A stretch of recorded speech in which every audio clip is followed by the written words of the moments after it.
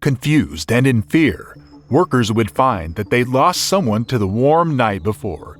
It became harder to sleep at the night with the eyes of death watching over them constantly, reminding them that they could be the next victim of the beasts of the night. And no matter what they did, they couldn't run, hide, or protect themselves from the night's growl.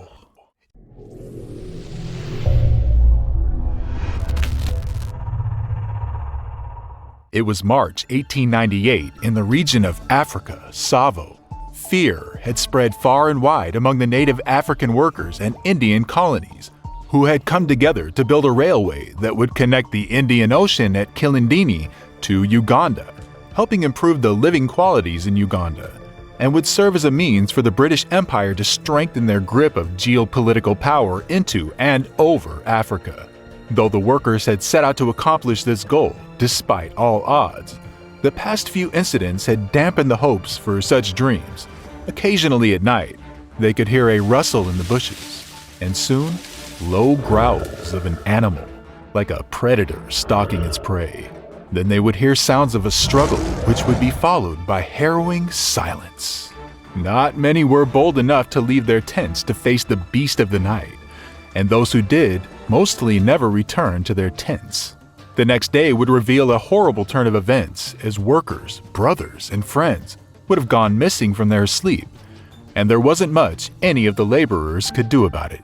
At a point of these unfortunate incidents, the workers had tried to ward off their hunters, using torn fences and fire, but the beast of the night would show no fear against the efforts of these men, and would still encroach on their camps and prey on their men. In March 1898, the railway workers had decided to lay their claim toward Lieutenant Colonel John Henry Patterson, a British soldier sent by the Empire to supervise the work being carried to complete the railway, a journey that would leave him with disturbingly intriguing stories to tell. Workers had dropped into his office with complaints about so-called man-eating lions, who had already taken far too many of their men while they slept in their tents. Patterson, though having heard rumors about this in the past, had tried to assure the men that everything would be handled and taken care of without really having the interest of actually looking into the situation. He dismissed the workers back to their tents and carried on with his work. He had already intended to survey the railway tracks and document the progress of the construction. On the day of the survey, the rumors he was so ready to believe false seemed like more of a reality as he came face to face with a pair of maneless big cats. They too had moved as though they were surveying the lands around the railway, as though they were surveying the humans. It became clear to Patterson that there was something completely off about the behavior of these lions. Not only did they show little to no fear of human attention, but it seemed they, as well, were studying human behavior, just as humans studied them. Returning to the camp, Patterson would dribble away about his encounters in his journal about the lions, and about the fear lingering in the atmosphere of the workers, as if the lions had sensed the tensions of their recent activities in the lands. They withdrew. This was hard to swallow for the workers, but a breath of relief as well.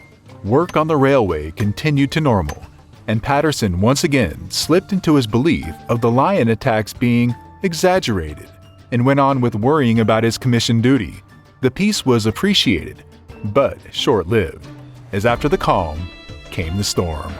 A couple of months passed by, and on a very dim night, tired workers returned to their tents to get a good night's rest.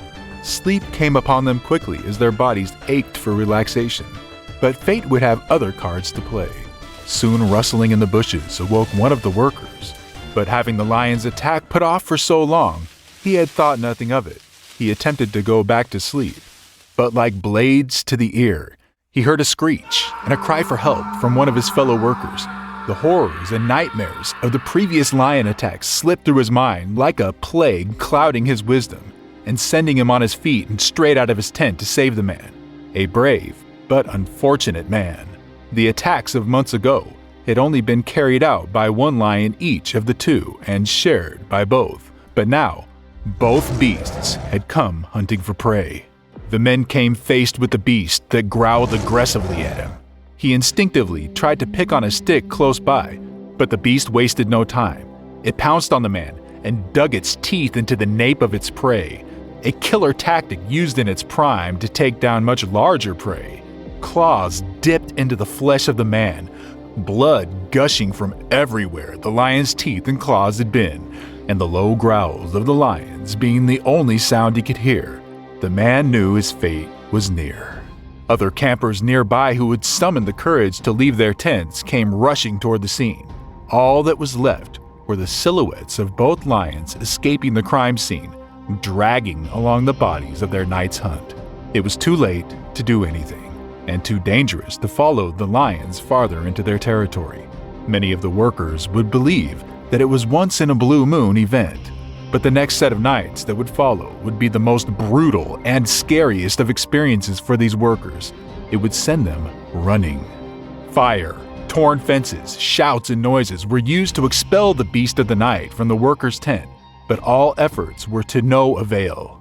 They were relentless, fast, deadly, and always left with a feast. Patterson had once again taken huge notes about everything and all his experiences with the beast of the nights. It became pointless to work with the idea of dying at any moment, which left workers with no choice but to flee the scene and return home. The British Empire had been alerted of the case with the lions, and seeing how this could affect their mission gravely, they sent ahead 20 armed soldiers to find and kill what the world would soon know as the man-eaters. Traps were set, ambushes made, and men waited to take action against these predators.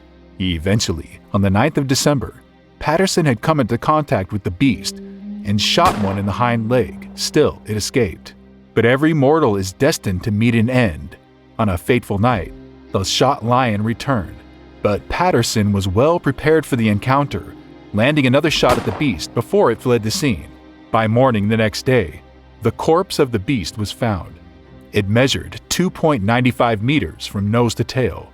20 days later, on the 29th, the second beast would also meet its end, being shot 11 times. Its last moments were spent gnawing on a tree branch as it struggled to reach Patterson, almost as if to exact its revenge on the person who took its kin from him. The news about the man-eaters made waves all over Africa and Britain. Many were as intrigued as terrified about the experience, and Patterson went on to write a book about his encounters, The Story of the Man-Eaters. The lions had become rugs in Patterson's home, but eventually, after being sold by Patterson in 1925 to the Field Museum during a trip to Chicago, there the lions were restored and stuffed, put on display for the world to see. The railway construction was reinstated and completed, and the experts had been employed to look after the men working. Today, after much examination of the lion's remains, experts believe without a doubt that 4 things had influenced these attacks by the lions on mankind. 1.